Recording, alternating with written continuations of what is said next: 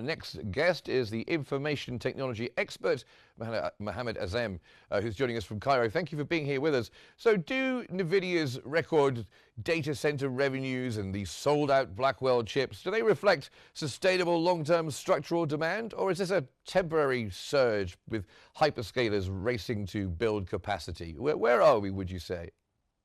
Thank you, Mark, for this question. Actually, we are witnessing a huge increase of the size of data what we are dealing with. So, for sure, we'll have to get more computational power, that we need more powerful computers with more powerful processors, and the demand always will be there unless we are going to witness a new wave of technological development with the quantum computing. This is another game changer. So for the time being, I think the requirement or the need, the market need for high computational power is always there. And the demand is growing, and of course we are witnessing this every day. However, unless we are going to be disrupted by another wave of technology, and this wouldn't be in the near future, as I see. However, there is always, all the time, there is a concern about witnessing another bubble similar to the dot-com bubble that happened almost 25 years ago, because most of the time investors are looking for promises, or investing based on promises, not on concrete business model. And this is what happened 25 years ago, when investors just gave a lot of money to startups working in the dot-com domain, based on assumptions, based on forecasts, not based on business model that can have a sustainable model and have a sort of sustainable revenue based on paying customer. And this is the key action. So we might see another bubble, but I wouldn't say that would be that severe, similar to what happened 25 years ago. Yes, and that's what we always think of, isn't it? Those of us who are sadly old enough to remember the dot-com bubble, that's what you think of straight away when we're talking about this. Do you think those NVIDIA blockbuster numbers will genuinely counter the fears of an AI bubble? Because as we were just hearing in our report there, we are living in the middle of an AI boom, but as we all know, what could follow a boom is a bust. Not only a bust, actually will have a kind of maturity rather than a bust. Because this is the norm of the technology, actually. You'll have a huge growth, then will have a sort of stability, or you reach the maturity phase. And we haven't reached this maturity phase yet, because AI is not what we are seeing today, because AI is actually changing everything that we know. It's embedded in every single economic sector. It's embedded in every single industry. So actually, AI will not be used for enhancing what we have as applications. Actually, it will create new vista of applications totally different. That's why NVIDIA see this potential, and they believe that they have the room for more profit, for actually doubling their sales, and actually, or the global market of semiconductors will be doubled within, or actually tripled within 3 to 5 years from now. So this is actually there is no one single answer for that, because it's a very complicated matrix. The size of information is getting beyond imagination. The need for computing power is quite needed, and we need more powerful computers. We need more powerful processors.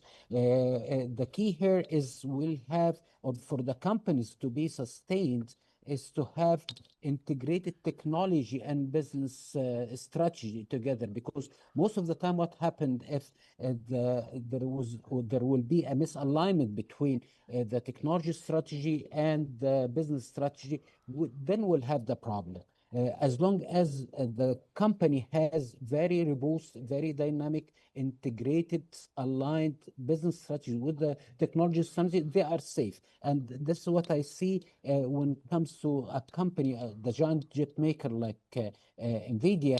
And if you look at another competitor like Intel, and we discussed this before, as I remember that because Intel, they have a sort of misalignment between their business strategy and technology strategy. Look at the size of Intel and look at the size of NVIDIA. NVIDIA now is like 4.7 trillion, like while Intel is just 1.7 billion US dollars. This shows the difference when we'll have disconnected strategies. So would you say that would you say, Mohammed Azam, that the current pace of AI infrastructure spending is justified by the actual gains emerging from generative AI? Actually, and we'll witness more growth in the near future because the AI is actually changing the way we do things. It will create new set of applications that needs total different infrastructure, and that's why the chip maker like NVIDIA are trying to change their business model. Actually, they are not only selling their processors. Actually, they are leasing processors, are providing their processors as a service. And actually, this kind of powerful processors are not needed only for AI-based application, but also for even the traditional application, like the search engine application, like the advertising application, like the business application. So this is a huge market, and also we are going more for autonomous systems. That systems that will never require an intervention for humans.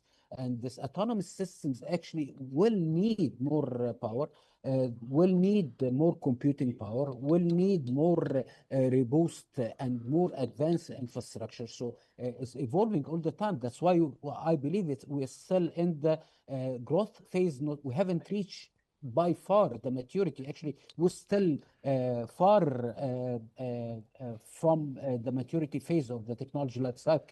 But not to be a downer on this, but if AI does, if AI returns fall short of expectations, how exposed are the markets? Because I've been reading this week that it's not just going to be bad for the markets, but for the planet and for all of us. We're all going to be hit should this boom turn to a bust. Actually, if we'll have such AI shortage or have a AI bubble, I think this will be the most catastrophic disaster that we'll witness in the 21st century, because there are a lot of investment. We are talking here about trillions of dollars investment in AI sector, coming from China, coming from the United States, coming from European Union,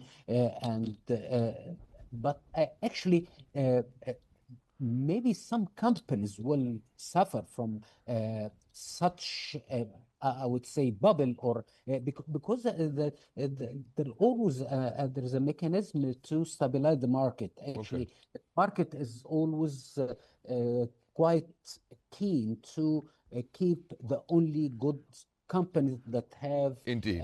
I'm going to have to cut you off. Unfortunately, we're just out of time. Sorry about that. Mohammed Azam, thank you very much for that. And we shall continue to watch closely to see where this goes. Information technology expert Mohammed Azam there joining us here on Q News.